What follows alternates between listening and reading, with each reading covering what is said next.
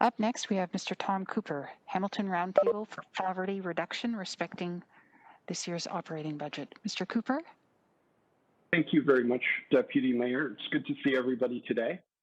The Hamilton Roundtable for Poverty Reduction are proud to be part of the Just Recovery Hamilton initiative, and I'd personally like to thank Carl, who you just heard from, as well as Kojo, and all the other partners involved in this important undertaking. With the idea of presenting a collective set of recommendations to address the unprecedented economic and health challenges our community has been faced with these last 12 months. As Council may recall, for more than 10 years, the Roundtable has worked with national organizations to address poverty, particularly through our partnership in the Vibrant Communities Canada Network in a collective impact approach.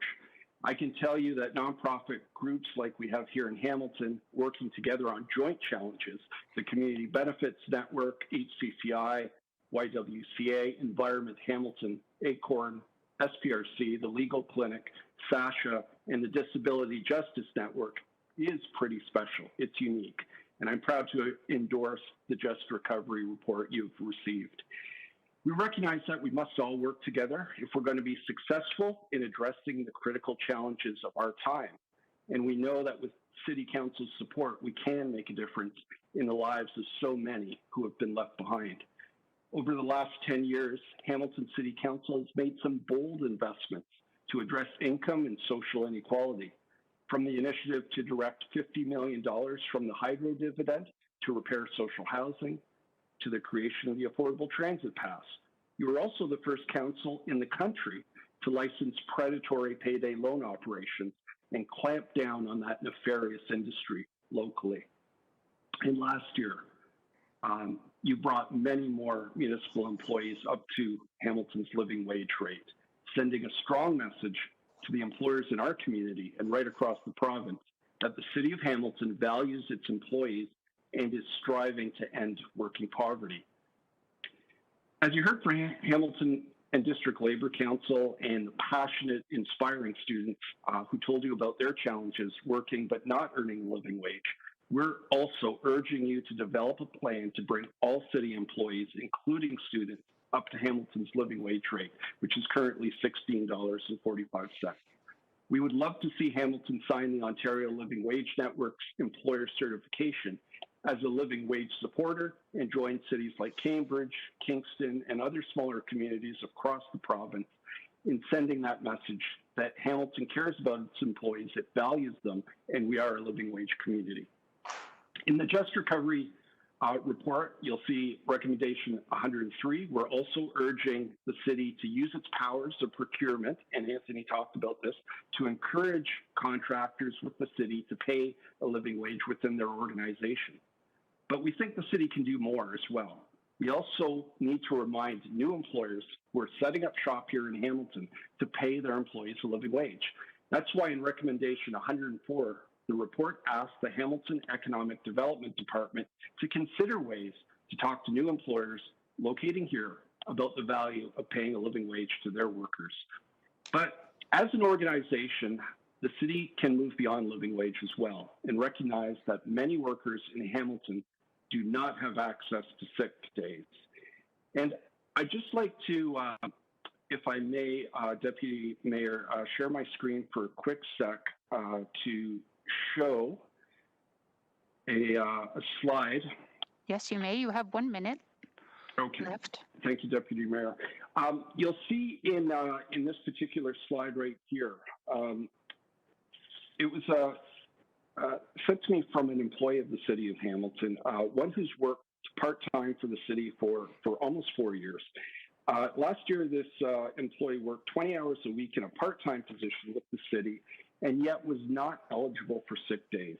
The identifying information here has been redacted to protect that employee's identity, but they received this information slip in December in the middle of a pandemic. And despite working those 1,000 hours last year for the city, they were eligible for 0 sick days.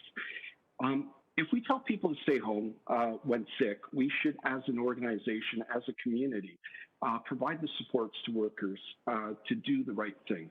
It not only protects them, protects the community as well. And I know I only have a few seconds left, but I'd also like to just raise the issue of residential care facilities as well. And as we know, there are more than 90 residential care facilities in Hamilton.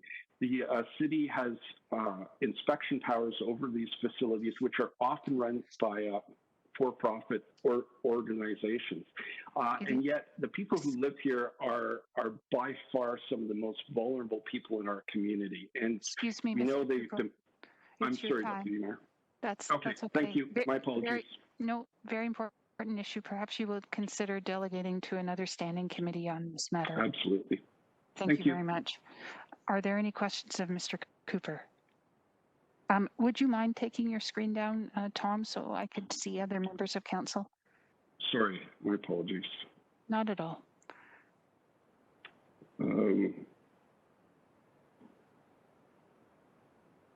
Sorry, it's been knew how to bring it up. I'm not sure how to take it down. I'll ask maybe Stephanie can. Yeah. Yeah, maybe Stephanie can give you some hints. Hi, Tom. How are you? Hi. So at the bottom of your WebEx screen, do you see a share button there? No, you know what? It's been minimized, so I'm not. Okay, so how about at the top under audio and video, or sorry, under share at the top of your screen, top left, the WebEx screen? Yeah. You should be able to click on that, and it should give you the option to unshare. My apologies. Yeah, it's not giving me that option. Can we? Can you kick me out, and I'll just sign back in? If there's no questions, we'll just pop you out. I'll let us see if there's any questions. My apologies. It's okay. Lauren, are there any questions from any members? Okay. So not to worry, Tom, it happens, right? Technology is imperfect, but we're always perfect. So thank you very much for your time, and we'll go on to the next delegate.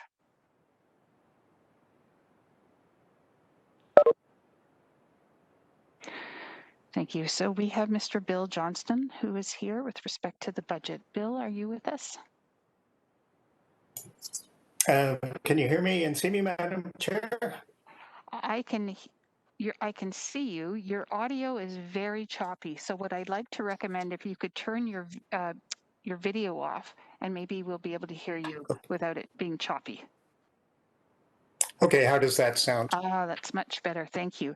So just a reminder, Bill, you have 5 minutes, and it's good to see you. Thank you, Madam Chairman. Good afternoon, members of council and staff. My name is Bill Johnston. I am co-chair of the Affordable Housing Team at the First Unitarian Church of Hamilton. And with the approval of the church board, I am speaking on behalf of the church. A written version of this presentation is on page 43 of your agenda. I'm here to support the housing recommendations in the Just Recovery for Hamilton plan and the 2021 spending priorities needed to fulfill them. For our congregation, safe, adequate, and affordable housing is about human dignity and the recognition that we're all interconnected, so none of us can thrive unless we all do. I'm well aware of the city's many efforts to tackle the challenge of providing safe, adequate, and affordable housing to the tens of thousands of Hamilton households